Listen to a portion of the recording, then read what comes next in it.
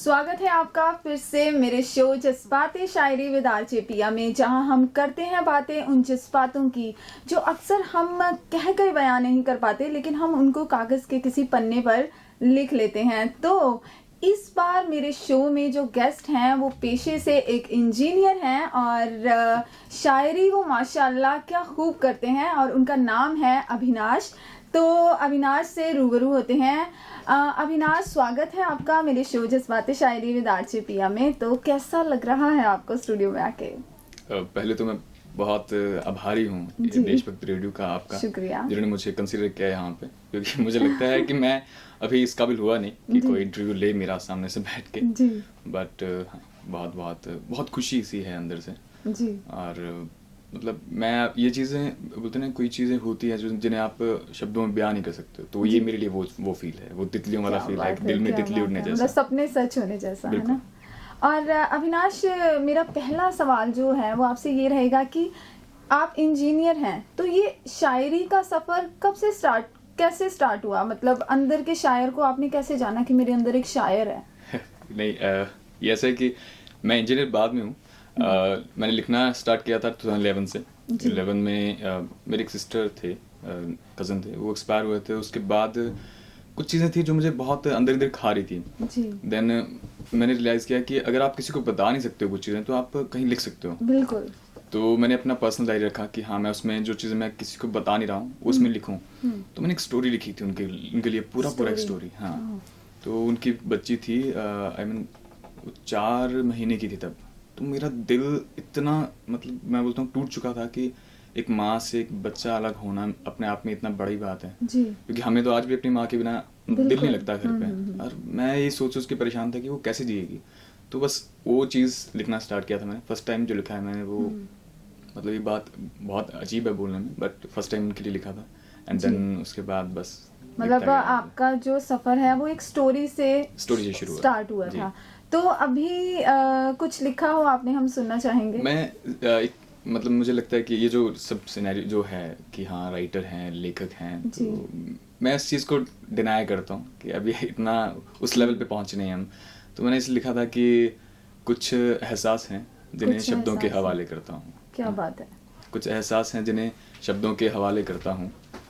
मैं लेखक नहीं हूँ, कलम से खेलना सीख गया हूँ। कि मैं लेखक नहीं हूँ, कलम से खेलना सीख गया हूँ, इसलिए बैठकर पन्ने काले करता हूँ। कुछ एहसास हैं जिन्हें शब्दों के हवाले करता हूँ। क्या बात है, बहुत बहुत खूबसूरत शेर था अविनाश ये। और अविनाश की लेखनी में एक मैच्योरिटी है ना, वास्तविकता है। और तो इतनी कम एज में वो मैच्योरिटी अपनी लेखनी में लेके आना एक बहुत बड़ी बात है अविनाश। तो वो उसका रीज़न जानना चाहते हैं कि वो कैसे इतनी मैच्योरिटी आप अपनी लेखनी में लेके आ पाते हैं। मैं सच कहूँगा कि ये बात कभी मैंने सोची नहीं है कि मैच्योरिटी ऐसी चीज़ लिखनी में कैसे होती है या लिखने में कैसे मैच्योरिटी आती है, मुझे नहीं पता इस बारे में। बट लाइफ एक्सपीरियंस ऐसे हैं कि मैंने अपनी ज़िंदगी में, मैं लिटरली बोल रहा हूँ कि मैंने कभी किसी को धोखा देने का सोचा नहीं, धोखा दिया नहीं जी। और ऐसी कुछ चीज़ें होती हैं जो हमें लगता है, हाँ, इंसान है अविनाश, हाँ, तो लगता है कि नहीं, मतलब मैं तो अच्छे से निभा रहा था कोई चीज़, फिर सामने वाले ने ऐसा क्यों कर दिया। तो वो चीज़ें लिखता मैं बिल्कुल साधारण लाइन, जो भी लिखूंगा साधारण लिखूंगा। तो वो जो मैच्योर है मुझे लगता है उसे फील हो जाती है, क्योंकि आप मैच्योर हैं इसलिए आपको फील हो रहा है कि मैच्योरिटी है। जो आपके तो वो साधारण, आपने बोला ना मैं साधारण लिखता हूँ, लेकिन जो आप साधारण लिखते हैं ना उसमें भी बहुत कुछ एक लाइन में कह जाते हैं आप। तो कोई ऐसा पंक्ति सुनाइए हमें अपनी कुछ। मुझे लगता है मैंने अपने पेरेंट्स के लिए कभी कुछ नहीं लिखा जी। मैंने अपने पापा के लिए लिखा था कुछ, लेकिन माँ के लिए कभी नहीं लिखा जी। तो माँ के लिए मैंने एक लाइन बोलूँगा कि माँ, तुझ जितना कोई अच्छा शब्द मिलता ही नहीं, तेरे लिए लिखूँ तो क्या, है ना। ऐ माँ, जैसा कोई शब्द मिलता ही नहीं, तेरे लिए लिखूँ तो क्या। बस एक ही लाइन लिख पाया मैं आज तक माँ के लिए। अच्छा। क्योंकि मुझे लगता है कि माँ से ज़्यादा खूबसूरत शब्द क्या हो सकता है। मुझे नहीं लगता कि जैसे हमारी माँ से ज़्यादा सुंदर कोई नहीं हो सकता, वैसे ही एक माँ शब्द से अच्छा शब्द कोई नहीं हो सकता। और ये आपने सही बात कही, जैसे मैं भी लिखती हूँ, तो एक बार मैं भी माँ के ऊपर लिख रही थी, लेकिन मैं भी 2 लाइनों से ज़्यादा ना, जैसे मदर्स डे आता है तो 2 लाइन से ज़्यादा मैं कभी लिख नहीं पाई। मुझे ऐसा लगा कि इसमें तो मतलब हम ऐसा क्या है जो हम छोड़ सकते हैं और ऐसा क्या है जो हम लिख नहीं सकते हैं, है ना, माँ एक ऐसी इमोशन है, Emotion. ऐसा वो है। तो कुछ और सुनाइए अपनी शायरी में। अभी जैसे कि मैंने जैसे बताया आपको कि माँ के ऊपर तो हम लिख ही नहीं सकते, हर फादर साहब के ऊपर लिखते हैं कभी कभार, लेकिन एक मैंने ना आपकी कविता शायरी पढ़ी थी जिसमें कुछ नौकरी से रिलेटेड आपने 2 लाइंस लिखी थी, वो सुनना चाहूंगी मैं।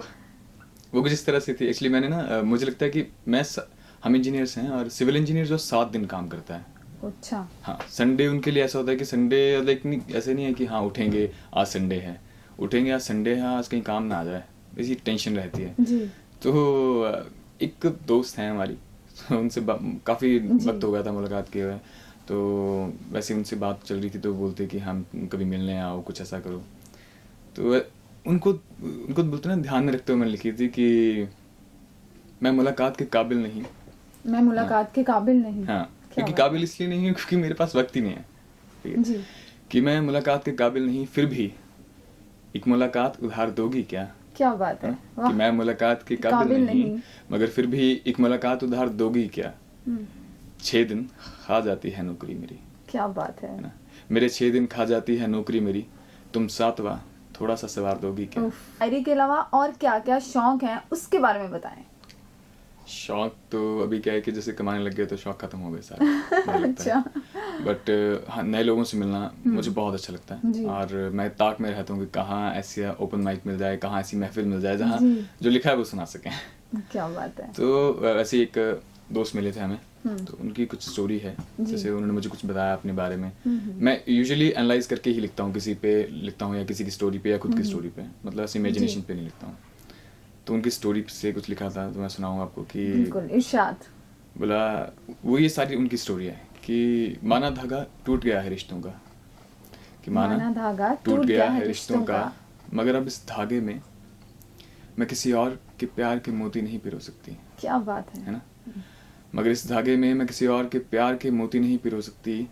मैं तेरी हूँ नहीं हूँ ये तुझे तय करना है। मैं तेरी हूँ नहीं हूँ ये तुझे तय करना है। क्या बात है। मेरा तय है कि अब मैं किसी और की नहीं हो सकती। क्या बात ये उनके लिए लिखा था, तो उन्होंने बोली ये बात मुझे जी कि अब मैं हर चीज़ की शुरू से शुरुआत नहीं कर सकती, है ना? मैं हर चीज़ की शुरू से शुरुआत नहीं कर सकती, हर किसी से साझा अपने दिल के जज्बात नहीं कर सकती। क्या बात है। माना टूटी हूँ और टूट के चूर हूँ, मगर यूं ही अपने प्यार को किसी के लिए हैरात नहीं कर सकती। क्या बात, बहुत बहुत खूबसूरत। माना टूटी हूँ और टूट के चूर हूँ, मगर यूं ही अपने प्यार को किसी के लिए हैरात नहीं कर सकती। मैं अब फिर से सारा दिन किसी के लिए जाग नहीं सकती और पूरी पूरी रात किसी के लिए रो नहीं सकती। मैं तेरी हूँ नहीं हूँ ये तुझे तय करना है। मेरा तय है कि मैं किसी और की नहीं हो सकती। क्या बात है, बहुत खूबसूरत लिखा आपने। मतलब किसी की इमोशंस को अपनी कलम से लिखना, है ना, it's a big thing. Avinash से जानेंगे उनके तखल्लुस के बारे में। तखल्लुस बेसिकली हम पेन नेम को बोलते हैं, जो कोई भी शायर अपने नाम के साथ जोड़ना चाहता है, जो उसका फेवरेट होता है या किसी की इमोशंस उसके साथ जुड़ी होती हैं। तो अविनाश से जानना चाहेंगे हम, अविनाश आपका तखल्लुस जो है वो है जज्बात। तो ये जहन में कैसे आया कि अविनाश के साथ उसका तखल्लुस जो है वो जज्बात के नाम से जाना जाएगा? मैं इसलिए मेरे पेरेंट्स मुझे यूजुअली बोलते हैं कि मैं बहुत जल्दी इमोशनल हो जाता हूँ। रोता नहीं हूँ मगर वो जो चीज़ है वो काफ़ी है, तो जज्बाती बोलते थे मुझे कि हाँ तू बहुत जज्बाती है जी। और एक दोस्त थे, मैं ये नहीं बोलूँगा अब तो नोन है वो। अच्छा। ये दोस्त थे तो उन्होंने कहा कि यार अविनाश आपके पेज का नाम ये होना चाहिए, जज्बात होना चाहिए। हाँ जज्बात होना चाहिए। तो बस जिस दिन मैंने पेज बनाया था फर्स्ट टाइम, मुझे ऐसा लगा कि मैं जो लिखता हूँ वो कहाँ पढ़ेंगे लोग, तो पेज जिस दिन बनाया था उस दिन जज्बात, और उसके बाद फिर बस अविनाश से जज्बात लोग मुझे बोलने लग गए। तो देखा जाए तो जज्बात ही तो लिखते हैं हम, है ना? हाँ ऐसा कह सकते हैं, ये बोल सकते हैं कि हाँ हम जज्बात लिखते हैं, मगर एक खुद के लिए लिखा है मैंने एक कि जैसे ये ना क्या है कि बोलते ये जो लिखते हो महज लिखावट है ना, ये जो लिखते हो महज लिखावट है ना, मतलब इसमें कोई किसी का लिंक नहीं है ना। जो लिखते हो महज लिखावट है ना, ये जो दर्द है महज दिखावट है ना। क्या बात है। और ये जो दिए बैठे हो नाम तुम जिसे जज्बात का, ये जितनी भी शायरी लिखता हूँ उसके बारे में बात हो रही है कि ये जो दिए बैठे हो नाम जिसे तुम जज्बात का, सच बताओ शब्दों की सजावट है ना। ये जो लिखते हो महज लिखावट है ना।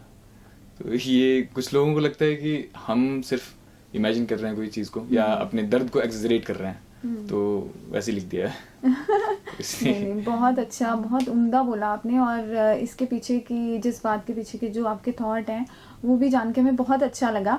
और आगे हम जानेंगे अविनाश से कि उनके फेवरेट जो कवि हैं वो कौन है। लेकिन सवाल का आंसर जानना था, वो ये है अविनाश की, अविनाश के फेवरेट कवि कौन से हैं, कौन से राइटर हैं जिनको आप पढ़ना बेहद पसंद करते हैं या जिनका आपके शायरी के सफ़र में एक अहम योगदान रहा है? देखिए, राइटर्स के बारे में कहूँगा तो जितने भी राइटर्स मैं सुनता आ रहा हूँ वो सभी अपने आप में बेस्ट हैं जी। मगर ये कविताओं का जो दौर शुरू हुआ मेरी लाइफ में कि मैंने कविता कहाँ से लिखना शुरू किया, तो वो कुमार विश्वास जी हैं जी। उनकी कविता सुन के फील हुआ कि नहीं, मुझे कविता लिखनी चाहिए। मेरे भी फेवरेट हैं कुमार विश्वास जी। तो उनका ऐसा था कि मतलब मुझे ऐसा लगा कि नहीं, अब मैं स्टोरी से हट के, स्टोरीज लिखता था मैं पहले, मुझे स्टोरी से हट के जो है कविता लिखनी चाहिए। तो उन दिनों मेरा एक, मैंने स्टोरी लिखी थी उस रात की बात, वो घर में पकड़ी गई थी। अच्छा। मेरी माँ ने पकड़ लिया और मेरी माँ बोलती है क्या लिखता रहता है। तो उस वक्त के हिसाब से मेरे को एक शेर याद आ रहा है उनका, कुमार विश्वास जी का, कि भ्रमर कोई कुमुदनी पर मचल बैठा तो हंगामा, है ना। हाँ। भ्रमर कोई कुमुदनी पर मचल बैठा तो हंगामा, हमारे दिल में कोई ख्वाब पल बैठा तो हंगामा। ये बोला था मम्मी को? बिल्कुल। अच्छा, सुनाया मैंने उनको ये। फिर एक आधी पढ़ी है ऐसा, मतलब जानने दिया? मम्मी अभी भी मारते हैं वो तो। अच्छा, उसी को याद। मेरे पापा कभी नहीं मारा हमें, माँ तो आज भी मार लेती है। अच्छा, शादी होने वाली मेरी लेकिन अभी मारने वाले हूँ। कि भ्रमर कोई कुमुदनी पर मचल बैठा तो हंगामा, हमारे दिल में कोई ख्वाब पल बैठा तो हंगामा, अभी तक डूब कर सुनते थे किस्सा सब मोहब्बत का। वाह, है ना। अभी तक डूब कर सुनते थे किस्सा सब मोहब्बत का, मैं किस्से को हकीकत में बदल बैठा तो हंगामा। तो ये मैंने माँ को बताया। मेरी माँ को लव स्टोरीज बहुत पसंद है, उन्हें राजेंद्र कुमार जी बहुत पसंद है। अच्छा। उनकी लव स्टोरीज, ज्यादातर उनकी जो मूवीज हैं लव स्टोरीज भी हैं। मैंने कहा मतलब हमने क्या आपको पसंद है इसीलिए लिखा है मैंने। पकड़ी, एक्चुअली पकड़ा ऐसी चीज गई थी जो मैं बयान नहीं कर सकता हूँ अभी। अच्छा। मतलब मैंने लिखा ही उस रात की बात। हम समझ गए। तो हम कुमार विश्वास जी की जो आपने लाइनें बोली हम उसी से समझ गए, और लाजमी था कि एक आधी तो पढ़नी ही थी, है ना। तो अविनाश, आपने बहुत सी कविताएं लिखी, आपने शायरी लिखी है, लेकिन कुछ शायरी आपने दूसरों के लिए लिखी है, कुछ किसी ने आपको अपने इमोशन बताए, आपने उस पे शायरी लिखी है ना, और कुछ सिचुएशनल शायरी लिखते हो आप। लेकिन खुद को डेडिकेट की है कभी कोई शायरी अपनी, कुछ कविता जो आपने खुद के लिए लिखी हो, वो सुनना चाहेंगे अगर लिखी है तो? खुद के लिए लिखा है तो मतलब काफी लिखा है वैसे तो, लेकिन याद इतना है नहीं। जो मुझे याद है मैं वो बता देता हूँ जी। हम सब ने लॉकडाउन में सफर किया है, सब जानते हैं कितना किया, बट मुझे लगता है कि मेरा सफर बहुत अलग सा था। सफर मतलब SUFFER ना। अच्छा। तो सफर किया जो मैं 65 डेज के लिए एक 10x10 के कमरे में अकेला था जी। उड़ीसा में था, और घर से मैंने अभी ज्वाइन किया था उड़ीसा में जाके, और लॉकडाउन लग गया वहाँ पे। तो वहाँ पे ना मेरी लैंग्वेज मतलब समझने वाला कोई था ना, मैं उनकी समझ पाता था तब जी। तो उस टाइम पे ये कविता लिखी थी कि बुरा ये नहीं है कि कमाना पड़ता है, बुरा ये नहीं है कि कमाना पड़ता है, बुरा ये नहीं है कि कमाना पड़ता है, बुरा ये है कि घर छोड़कर बहुत दूर आना पड़ता है। क्या बात है। बुरा ये नहीं है कि कमाना पड़ता है, बुरा ये है कि घर छोड़कर बहुत दूर आना पड़ता है, और अच्छे लगते हैं अपने पैसे अपने माँ बाप के हाथ में। एक टाइम था जब हम माँ बाप से मांगते थे, लेकिन अब जब हम देते हैं तो अच्छा लगता है जी। है ना, कि अच्छे लगते हैं अपने पैसे अपने माँ बाप के हाथ में, मगर उन पैसों के लिए उन्हीं से बहुत दूर आना पड़ता है। बुरा ये नहीं है कि कमाना पड़ता है। बहुत बहुत खूबसूरत। सोचा था बड़े होते ही हर ख्वाब पूरा करेंगे अपना, सोचा था बड़े होते ही हर ख्वाब पूरा करेंगे अपना, मगर पता ही नहीं चलता कब उन सारे सपनों को, उन सारे ख्वाबों को जिम्मेदारी की टोकरी तले छिपाना पड़ता है। बहुत खूबसूरत। बुरा ये नहीं है कि कमाना पड़ता है। और एक वक्त था जब दोस्त के एक बार बुलाने पर, एक वक्त था जब दोस्त के एक बार बुलाने पर दौड़े जाया करते थे हम। अब उन्हीं दोस्तों के लिए, अब उन्हीं दोस्तों के लिए बात करने तक के लिए वक्त बचाना पड़ता है। बुरा ये नहीं है कि कमाना पड़ता है। बहुत खूबसूरत, बहुत ही प्यारी कविता लिखी है। और जैसे मैंने बोला था कि आप वास्तविकता के वास्तविकता के उसको साथ लेके चलते हैं अपनी शायरी में और लेखनी में। देखो यहाँ पे बिल्कुल वास्तविकता झलक रही है आपकी लेखनी में, है ना। अब हम जानेंगे अविनाश से कि अविनाश, अगर आप शायर नहीं होते, अगर आप कवि नहीं होते, लिखते नहीं, तो आप क्या होते? ऐसा कोई सपना तो था नहीं कि ये बनना है, वैसा है कुछ। अगर शायर नहीं होता तो मुझे लगता है सिर्फ एक कॉमन इंजीनियर होता। इंजीनियर होते। बाकी गाने का शौक बहुत है मुझे, तो शायद कहीं ना कहीं सिंगिंग में हाथ आजमाता, बट जब से शायरी स्टार्ट की सब मुझे लगता है आगे जाके आप सिंगिंग में आ जाएंगे, क्योंकि शायरी कहीं ना कहीं गीत का वो बना ही देती है, गीतकार क्या बोलते हैं ना। वैसे गाने लिखता हूँ कभी कभी। अच्छा। कुछ लिरिक्स लिख रखे हैं, बट कभी ऐसा सोचा नहीं कि हाँ सिंगिंग करेंगे, ऐसा कुछ नहीं सोचा। और ऐसा है ना कि अभी शो ख़त्म करने का भी वक्त हो गया है, लेकिन शो ख़त्म करने से पहले ना आपसे एक और कविता सुनना चाहूँगी। देखिए, कविताओं का ऐसा है कि आप मतलब जो माहौल है उस हिसाब से अगर कविता में बताऊँ आपको, तो जब हम कॉलेज में स्टार्ट नए गए तो हम मिडिल क्लास, थोड़ा जो लोग यूनिवर्सिटी में हमने एडमिशन लिया, तो वहाँ पे एक लड़की के लिए मैंने शायरी लिखी थी जी, क्योंकि वो बहुत सुंदर थी, लेकिन अपने को अपना पता था कि हम कहाँ पे डिजर्व करते हैं। अच्छा। तो ऐसा लिखा था कि तू गुलिस्तान का गुल कोई, मैं रेगिस्तान की धूल हूँ, है ना। क्या तो बात है। गुलिस्तान का गुल कोई, मैं रेगिस्तान की धूल हूँ, तू गैरों के लिए भी खास है, मैं अपनों के लिए भी फिजूल हूँ। तू मीठा फल किसी वृक्ष का, मैं उसी का कड़वा मूल हूँ, और तू किसी सुगंधित चंदन सी, मैं कांटेदार बबूल हूँ। बहुत खूब। बात हैसियत से बड़ी है, मगर फिर भी सोचता हूँ कि काश एक दिन ऐसा सवेरा हो। बात हैसियत से बड़ी है, मगर फिर भी सोचता हूँ कि काश एक दिन ऐसा सवेरा हो। मैं पुकारूं चाय नींद में और लाती हूँ जवाब तेरा। है, क्या बात है, क्या बात है। बहुत बहुत खूबसूरत। और शो के अंत में आप कुछ हमारे लिसनर्स को कुछ मैसेज देना चाहेंगे? देखिए, मैसेज जो काबिल लोग होते हैं वो दे सकते हैं। मुझे लगता है कि मेरे लिए मैसेज है कि अब तक जो आपकी जर्नी रही है उससे आपने क्या सीखा, क्योंकि हो सकता है कि जो हमें सुन रहे हैं वो अभी तक इस जर्नी में हों, तो उनके लिए आप क्या कहना चाहोगे? मैं यही कहूँगा कि जर्नी का जो है वो स्वाद दो। मुझे लगता है कि जर्नी को एंजॉय करना बहुत ज़रूरी है। लोग भूल जाते हैं जर्नी को एंजॉय करना, वो अपनी मंजिल की ओर भागते हैं जल्दी जल्दी जी। तो पहले आप जो चल रहा है उसका स्वाद लो, ज़िंदगी का मजा लो, मुझे लगता है। और जो होना है वो तो होना है, बिल्कुल। तो आप फ्री माइंड होके जो आप कर रहे हो उसमें अपनी तरफ से बेस्ट दो, बाकी जैसा भी होगा वो ऊपर वाले पे छोड़ दो, वो करेगा खुद। लाइक मैंने कभी नहीं सोचा था कि मैं यहाँ पे आऊँगा, लेकिन लिखते लिखते लिखते, ओपन माइक्स करते हुए, किसी के साथ बात करते हुए, मतलब इंस्टा पे कहीं ना कहीं वो डॉट्स जुड़ते गए और मैं आज यहाँ पे हूँ। बिल्कुल तो बिल्कुल। ये अपने आप में बहुत बड़ी बात है। बहुत बहुत शुक्रिया अविनाश कि आप हमारे इस शो में आए और आपने हमें इतनी अच्छी शायरी सुनाई, इतनी अच्छी कविताएं सुनाई, और बहुत शुक्रिया आपका। Thank you so much. और अब वक्त हो गया है शो को ख़त्म करने का, और अगले हफ्ते फिर मिलेंगे एक और नए शायर के साथ, एक और नए कवि के साथ। तब तक सुनते रहिए 107.8 FM देश भगत रेडियो, आपकी आवाज़।